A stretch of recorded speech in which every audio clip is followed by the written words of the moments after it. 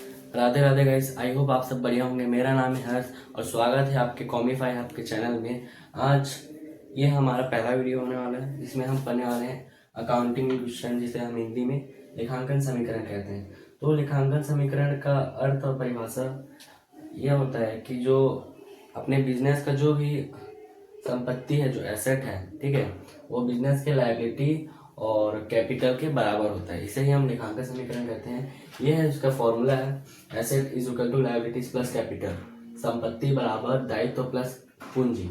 ठीक है, तो आज यहाँ पर हमारे पास क्वेश्चन, कुणाल ने 2.5 लाख नगद निवेश कर व्यापार आरंभ किया। मतलब कुणाल ने अपने बिजनेस स्टार्ट करने के लिए 2,50,000 2,15,000 कैश अपने बिजनेस में लगाया। ठीक है, तो उसने उसका जो एसेट उसने यहाँ लगा दिया, कैश उसने लगाया। यहाँ पर कैश ऊपर में लिख देंगे, ठीक है, यहाँ पहला पॉइंट डालेंगे और जो अमाउंट है हम यहाँ पर लिख देंगे। यहाँ इक्वल टू, ये हमारा दायित्व नहीं है, कुछ नहीं है, यहाँ पर 0 प्लस ये अब बन गया बिजनेस का कैपिटल। तो यहाँ पर डाल देंगे 2 लाख, कितना गया, 2,50,000। ठीक है, अब आते हैं सेकंड पॉइंट में। सेकंड है नगद फर्नीचर खरीदा। 35,000 जो है वो यहाँ से घट जाएगा।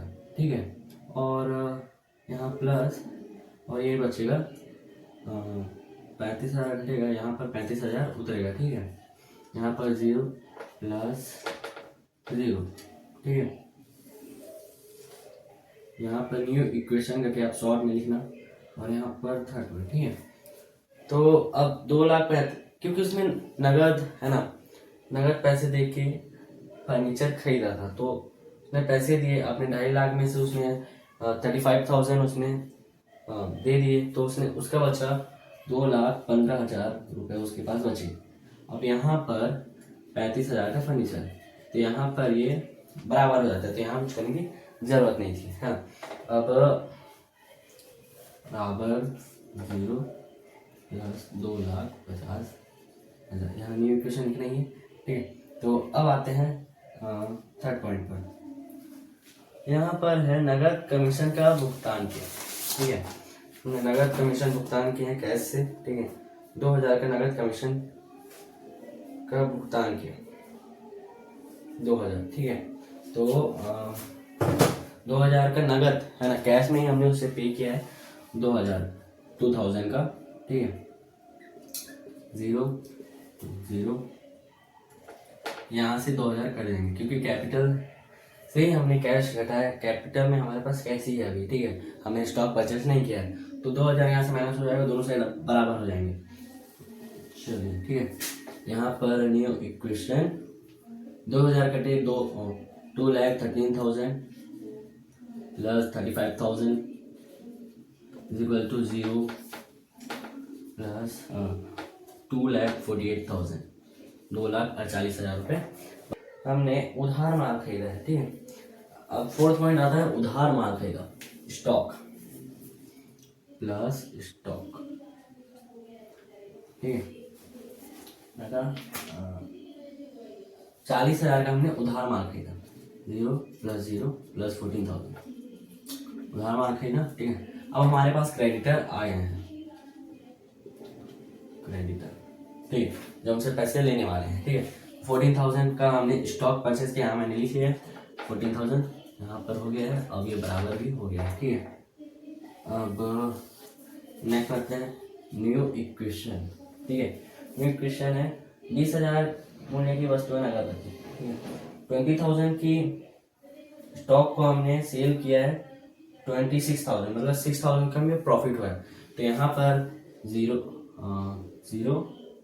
तो यहाँ पर अमाउंट उतार देंगे, लेकिन मैं डायरेक्टली कर रहा हूँ क्योंकि जगह नहीं मेरे पास। ठीक है, 0 प्लस 0।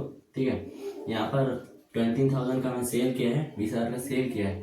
ठीक है, तो अब यहाँ पर 26,000 होगा। ठीक है, 26,000 और यहाँ 0 प्लस 6,000 का हमें प्रॉफिट हुआ है। ठीक है, यहाँ पर इस तरीके से हमें सॉल्व होगा। ठीक है, अब इसको कैलकुलेट करके देख सकते हो, आंसर यही आना है। ठीक है, सब बराबर बनाया हुआ हूँ। ठीक है, तो कर लेते हैं 26,000। ठीक है, यहाँ पर है क्या, रोकड़।